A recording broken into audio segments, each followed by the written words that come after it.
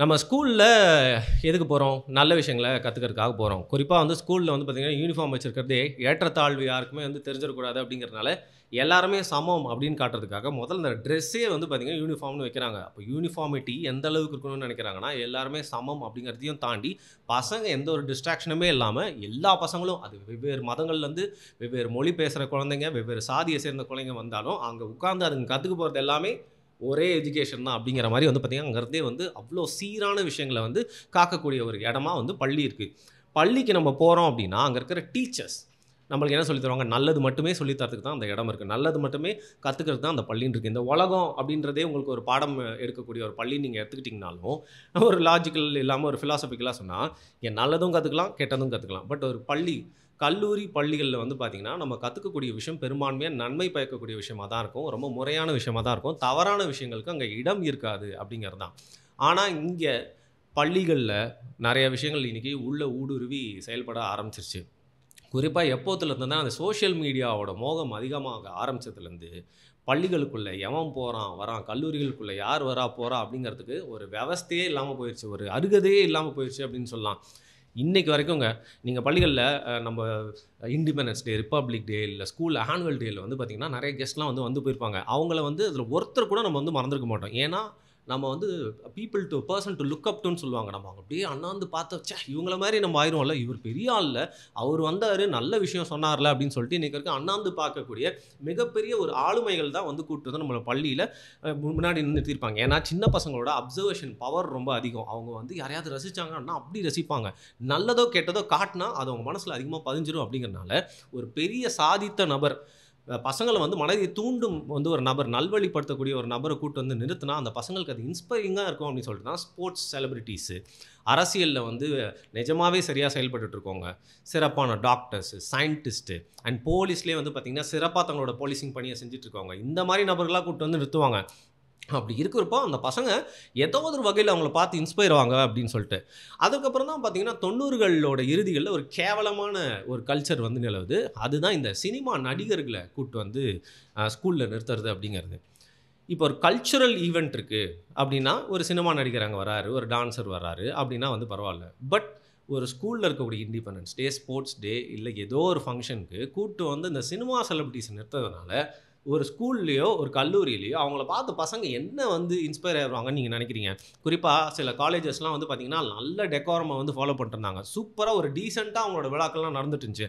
But போக போக inspiring பீப்பிள கூட்டு வராம, செலிபிரிட்டீஸ கூட்டு வந்து அங்க ஷோ காட்டுறதே வந்து அவங்களோட காலேஜ் கல்ச்சுரல்ஸ் அப்படிங்கிற மாரி மாறிடுச்சு. இன்ஃபாக்ட் ஸ்டூடண்ட்டும் அதான் விரும்புறாங்க கேட்டா அப்படிங்கிறாங்க. ஏங்க ஸ்டூடண்ட் விரும்புறாங்க அப்படின்னு சொல்லிட்டு உள்ள கஞ்சா விக்க அனுமதிப்பீங்களா என்ன? ஸ்டூடண்ட்ஸ் அவங்கள பார்த்தோன்னே என்ன கத்துப்பாங்க? அவங்கள பார்த்தோன்னே ஊன்னு கத்துப்பாங்க. எல்லாருமே அவங்ககிட்ட அசிங்கமா போயிட்டு செல்ஃபி எடுத்துக்கிறதுக்கு விரும்புவாங்க. அத இந்த செலிபிரிட்டி அப்படியே டாட்டா காட்டுவாரு. "ஏய் எங்க காலேஜ் ஃபங்ஷனுக்கு யார் வந்தா தெரியுமான்னு?" சொல்லிட்டு அத பேசிட்டு இருப்பாங்க தவிர்த்து, அத தாண்டி வேற என்ன இருக்கு? அந்த மாணவர்களுக்கு என்ன இன்ஸ்பைரிங்கா இருக்க போகுது? சரி இது நடந்துட்டு இருந்துச்சா? அதற்கப்புறம் இந்த சோசியல் மீடியா இன்ஃப்ளூயன்சர்கள் வந்ததுக்கப்புறம் நிலைமையே வந்து பார்த்தீங்கன்னா, தலைகீழா மாறிடுச்சு. "நீ என்ன Instagram இன்ஃப்ளூயன்சர் சொல்றியா?" அப்படிங்கிறான். Instagram இன்ஃப்ளூயன்சரு, அப்புறம் யூடியூபர்ஸு யார வேணா நீங்க எடுத்துக்கோங்க. அப்புறம் சீரியல் நடிகர்கள் ஹூஎவர் இட் இஸ். இவங்க எல்லாருமே உள்ள பூந்ததுக்கப்புறம், எவன் அவன் வந்து சீஃப் கெஸ்ட்டா போறதுக்கு அருகதையே வந்து சுத்தமா இல்லாம போச்சு. அதோட பாராமீட்டரே வந்து உடைஞ்சிருச்சு. இத நம்ம நெறையா பார்த்துட்டு இருந்தோம். ஒரு பிரதர் இருப்பாரு. அவர் வந்து பார்த்தீங்கன்னா, ரீல்ஸ்லாம் மத்த நடிகர்கள் மாரிலாம் பண்ணுவாரு. அவர வந்து விமென்ஸ் காலேஜ்க்குள்ள விட்டுட்டு இருந்தாங்க. அவர பார்த்து பொண்ணுங்கலாம், "ஐயய்யோ! பையன் வந்துட்டான், பையன் வந்துட்டான்" அப்படின்னு சொல்லி கத்துறாங்க. இவரும் வந்து பெரிய சாதனை பண்ண மாரி கை காட்டிட்டு இருந்தாரு. அதற்கப்புறம் ஒரு சின்ன ஒரு கேஸ்ல மாட்டுனாரு.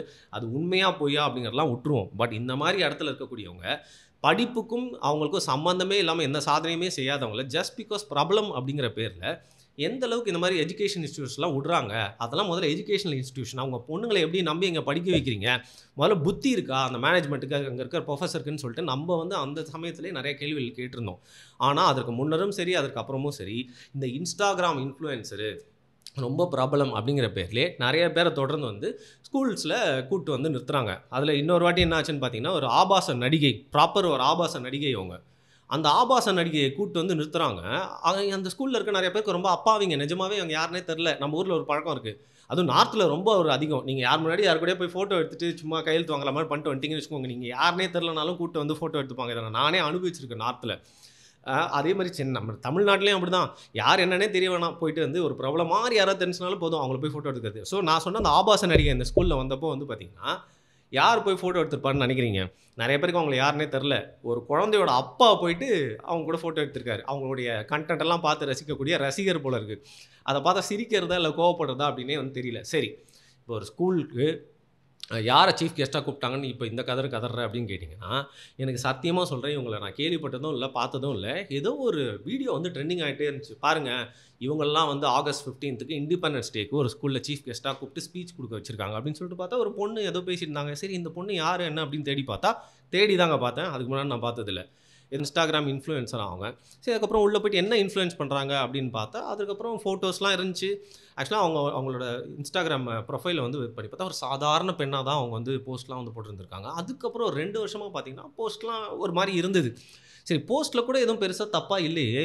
ஏன் இப்படி சொல்றாங்க அப்படின்னு பார்த்தா, சில ஸ்டோரீஸ் எல்லாம் வந்து ஸ்கிரீன்ஷாட் பண்ணி போட்டிருந்தாங்க. அதாவது சாதாரணமான திறமைய வந்து பார்க்கறதுக்கு நம்ம அவங்கள ஃபாலோ பண்ணாலே போதும். ஆனா, அவங்களோட அதீத திறமைகள அவங்க காட்டுவாங்க, நம்ம பார்க்கணும் அப்படின்னு நினைச்சோம்னா, சப்ஸ்கிரிப்ஷன் மாடல்ல அவங்க ஒரு ஸ்டோரி போடுவாங்கல்ல, அதில கிளிக் பண்ணி சப்ஸ்கிரைப் பண்ணீங்க அப்படின்னா, தொடர்ந்து அவங்களோட திறமைகள காட்டிட்டே இருப்பாங்க. அத நம்ம பார்த்துட்டே இருக்கலாம். இப்போ உங்களுக்கு புரிஞ்சிருக்கும் அப்படின்னு நினைக்கிறேன். சரி, நீ ரொம்ப ஒழுங்கா அப்படின்னு கேட்கிறீங்களா? நீ வந்து ஆபாசத்த பார்த்ததே இல்லையா அப்படின்னு கேட்டீங்கன்னா, நீ செக்ஸ் வச்சுட்டதே இல்லையா அப்படின்னு கேட்கிற மாரி இருக்கு. செக்ஸ் வச்சுக்கிறதுக்கும், காசு குடுத்து செக்ஸ் வச்சுக்கிறதுக்கும் ஒரு வித்தியாசம் இருக்குல்ல. அது மாரி வந்து இந்த மாரி விஷயங்கள்லாம் என் வாழ்க்கையில நான் பார்த்துருக்கேன். பட் இதுவரைக்கும் ஒரு வாட்டி கூட சப்ஸ்கிரைப் பண்ணி காசு கட்டிலாம் வந்து பார்த்ததில்ல. இந்த கல்ச்சர் ஒரு 2 1/2 3 வருஷமாவே ரொம்ப அதிகமாயிடுச்சு. இன்டர்நேஷனல் லெவல்லயும் பார்த்தீங்கன்னா, ஒன்லி ஃபேன்ஸ் மாரி பிளாட்ஃபார்ம்லாம் அதற்கு டஃப் குடுக்கறதுக்கு இப்போ யூடியூப் லைவ், இன்ஸ்டாகிராம் இன்ஃப்ளூயன்சர்ஸ்லாம் இதுக்குன்னே ஒரு தனி ரகமா நெறைய பேர் வந்துட்டாங்க. ஒரு பொண்ணு பேர் வந்து 6 மணி போஸ்ட்ன்னு வச்சுட்டாங்க. என்னடா 6 மணி போஸ்ட்ன்னு கேட்டா, டெய்லி நம்மள மனசுல குளிர்விக்கும் விதமா இந்த பொண்ணு 6 மணிக்கு ஒரு போஸ்ட் போடும்னே, அத பார்த்து நாங்க சந்தோஷமாயிருவோம் அப்படின்னு சொல்லிட்டு இருந்தாங்க. ஸோ பசங்கள பொறுத்தவரைக்கும் எடுத்தோமா, எல்லா பசங்களுக்கும் அந்த பார்வையின் மூலியமா தான் அந்த ஆபாசம் அப்படிங்கிறது ரொம்ப வந்து அவங்களுக்கு ரொம்ப பிடிக்கும். அதனால தான் பான அதிகமா பார்க்குறவங்க ஆம்பளைகளா இருக்காங்க. அவங்களுக்கு பொறுத்தவரைக்கும் என்னன்னா, இன்னைக்கு ஒரு பொண்ண பார்த்து அப்படி ரசிச்சுட்டாங்கன்னா, அவங்களுக்கு சலிச்சிரும். அடுத்த நாள் வேற ஒரு பொண்ண பார்க்க போயிருவாய்ங்க. ஸோ அந்த அளவுக்கு தான் வந்து அந்த பசங்க உங்கள ஒரு சதைப்பிண்டமா தான் வந்து பார்க்குறாங்க. ஆனா அத பயன்படுத்திக்கிட்டு, அது வந்து சரியா அத சாமர்த்தியம்னு சொல்ல மாட்டேன். பயன்படுத்திக்கிட்டு அதன் மூலியமா காசு ஈட்டணும் அப்படிங்கிற ஒரு கேவலமான கல்ச்சர் ரொம்ப சீக்கிரமா வந்து பார்த்தீங்கன்னா, ஒரு 2 வருஷத்துல செம்மையா பரவிருச்சு. அதனால தான் அந்த பொண்ணோட ப்ரொஃபைல் நான் பார்த்தப்போ சொன்னேன். அந்த பொண்ணு ரொம்ப கியூட்டா ஒரு சாதாரண வாழ்க்கை வாழ்ந்துட்டு இருந்த ஒரு பொண்ணு, கடைசி 2 வருஷமா அதோட போஸ்ட்லாம் டிராஸ்டிக்கா அப்படியே மாறி, இப்போ இந்த இடத்துல வந்து நிக்கிது. ஸ்டோரியில லிங்க் இன் பயோன்னு போட்டு, ஆபாசங்கள காட்டி சப்ஸ்கிரிப்ஷன் மூலியமா சம்பாரிக்கிற ஒரு பொண்ணு. ஸோ இந்த பொண்ண வந்து கூப்ட்டு ஸ்கூல்ல ஒரு சீஃப் கெஸ்ட்டா இண்டிபெண்டன்ஸ் டேல கொஞ்சம் இண்டிபெண்டன்ட்டா இருக்காங்கல்ல அவங்க. அந்த ஃப்ரீடம ரசிக்கிறாங்கல்ல மத்தவங்களும் பார்த்து. அதனால இண்டிபெண்டன்ஸ் டேல அந்த குழந்தைங்களுக்கு முன்னாடி ஸ்பீச் குடுக்க வைக்கிறாங்க. அந்த ஸ்பீச்சோட ஒரு பிட்டு தாங்க நான் பார்த்தேன். அதில அவங்க சொன்ன அந்த ஒரு விஷயமே என்னால தாங்கிக்க முடியல. நம்மளோட படிப்புல படிப்பு மட்டும் போதாது. நம்மளோட ஸ்கில்ஸ வளர்த்துக்கணும் அப்படின்னு சொல்லிட்டு. அது கரெக்ட்டா ஒருத்தன் கேட்டு போட்டிருந்தான். என்னது ஸ்கில்லா? எந்த ஸ்கில்லு? நீங்க காட்டுறீங்களே அந்த ஸ்கில்லா? அப்படின்னு சொல்லிட்டு. கண்டிப்பா அவன் கேட்டதில கரெக்ட்டா நியாயம் தானே இருக்கு. ஏன்னா, இப்ப நம்மளோட குழந்தைங்களே ஒரு ஸ்கூல்ல படிக்குதுன்னு வச்சுக்கோங்க. நானே என் குழந்தைய வந்து ஒரு ஸ்கூல்ல படிக்க வைக்கிறேன்ப்பா. இந்த பொண்ணோட ஒரு சப்ஸ்கிரைபரா இருக்கிறேன். பார்த்தா இந்த பொண்ணு போயிட்டு அங்க நின்னுகிட்டு இருக்கு. சீஃப் கெஸ்ட்ன்னு. அப்ப என் குழந்தைய அதுக்கு மேல அந்த ஸ்கூல்ல அனுப்பணுமா வேணாமா சொல்லிட்டு யோசிக்க மாட்டேன். அந்த மாரி பேரண்ட்ஸ்லாம் இந்த மாரி ஸ்கூல்ல உங்களோட குழந்தைங்கள்லாம் சேர்க்காதீங்க. இந்த வருஷம் முடிஞ்சோன அடுத்த வருஷம் வந்து தயவு செஞ்சு மாத்திருங்க. இந்த ஸ்கூல்னு இல்லங்க. பல எஜுகேஷன் இன்ஸ்டிடியூஷன்ல இந்த மாரி இன்ஸ்டாகிராம் இன்ஃப்ளூயன்சர், ஆபாசவாதிகள கூப்ட்டு சீஃப் கெஸ்ட்டா வைக்கிறது மட்டும் இல்லாம, அவங்க குளோரிஃபை பண்ணி குழந்தைங்களுக்கு அவங்க கையால வந்து கிஃப்ட் குடுக்க வைக்கிறாங்க. நம்மளே ஏதோ ஒரு சம்பவம்னா, இப்போ இந்த தம்ப்நெயில்ல கூட இந்த பொண்ணோட மூஞ்சி ஏன் தெரியுமா நான் போடல? நம்மளுக்கு ஒரு மாரி இருக்கு அந்த பொண்ணோட மூஞ்ச காட்டுறதுக்கு. ஆனா அந்த பொண்ணுக்கு அந்த மாரி வந்து சரி வேணா ஃப்ரீயா விடுங்க. ஸோ ஒரு குழந்தைய வந்து நம்ம போடுற போனாலே மூஞ்செல்லாம் மறைச்சிருவாங்க. முடிஞ்ச அளவுக்கு குழந்தைங்கள மூஞ்ச எக்ஸ்போஸ் பண்ண வேணான்ற அவேர்னஸ் நெறைய பேருக்கு வந்து அவங்களோட இன்ஸ்டாகிராம் போஸ்ட்லாம் கூட வந்து வர ஆரம்பிச்சிருக்கு. குழந்தைங்களோட மூஞ்ச மறைக்கிறாங்க. இப்போ இந்த சீஃப் கெஸ்ட்ட கூப்ட்டு குழந்தைங்களுக்கு ஸ்டேஜ்ல பரிசு குடுக்கும்போது, இந்த குழந்தைங்க போயிட்டு பரிசுல வந்து சிரிச்சுனே வாங்குது. ஏன்னா, அந்த குழந்தைகள் பாப்பாங்களுக்கு யாருக்குமே தெரியாது. அவங்களோட அப்பா, அம்மாவுக்கும் நெறைய பேருக்கு தெரியாது இவங்க யாரு அப்படின்னு சொல்லிட்டு. அவங்க கிட்ட பிரைஸ் வாங்குற மாரி உங்க பாப்பா வந்து ஃபோட்டோல நிக்குது அப்படின்னா, இது வந்து எவ்வளோ அசிங்கம். பின்னால அந்த குழந்தைக்கு வந்து எவ்வளோ அசிங்கமாவும், ஆபத்தாவும் மாறுறதுக்கு வாய்ப்பு இருக்கு.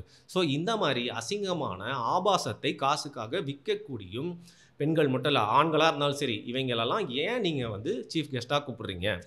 இதில உங்களுக்கு என்ன பெருமை இருக்கு? இத தெரிஞ்சு செய்றீங்களா? தெரியாம செய்றீங்களா? இல்ல எனக்கு இன்னொரு ஒரு சந்தேகமே இருக்கு.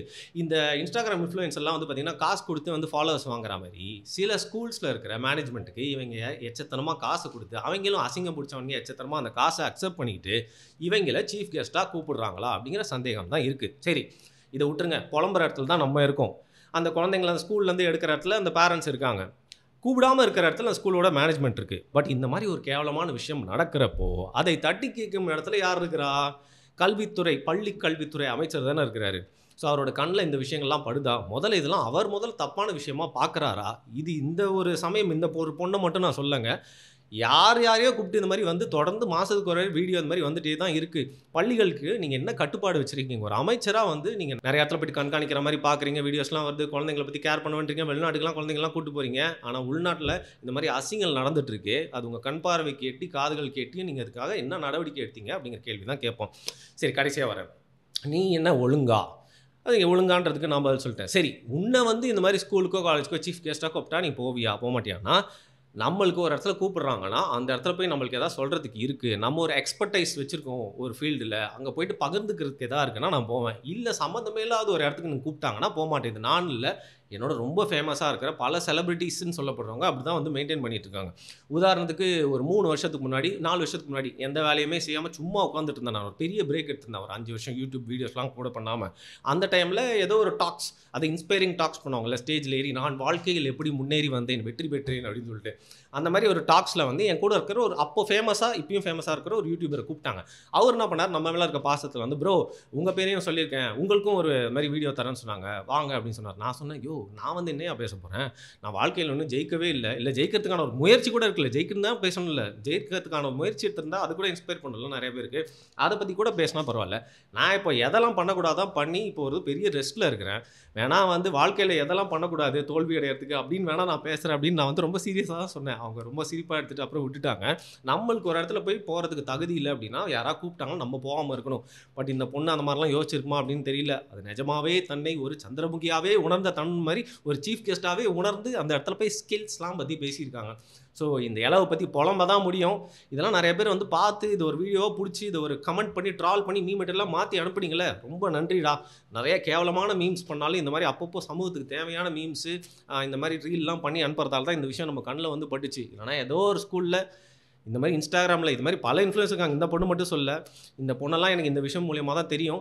ஆனால் இன்னொன்றுங்க கொடுமை, நான் இந்த பொண்ணு யாருன்னு போய் பார்க்கறதுக்கு போனால் நம்ம பசங்க நிறைய பேர் அதை ஃபாலோ பண்ணிகிட்டு இருக்காங்க. நம்ம அவுட்டேட்டடாக இருக்கோமா, இல்லை இவங்க இவ்வளோ ஃபேமஸாக இருக்காங்களா, இல்லை நம்ம பசங்க தேடி தேடி இந்த மாதிரி நிறைய இன்ஃப்ளூயன்ஸை ஃபாலோ பண்ணுறாங்களா, எதுவுமே புரியல. ரொம்ப குழம்பி போயிருக்கேன். தெளிவாக தான் இந்த வீடியோ பண்ண ஆரம்பித்தேன், இப்போ குழம்பி போய் ஒரு மாதிரி உட்காந்துட்ருக்கேன். நீங்கள் என்ன நினைக்கிறீங்கன்றதை கீழே தயவுசெய்து கமெண்ட் பண்ணிட்டு போங்கப்பா. நன்றி.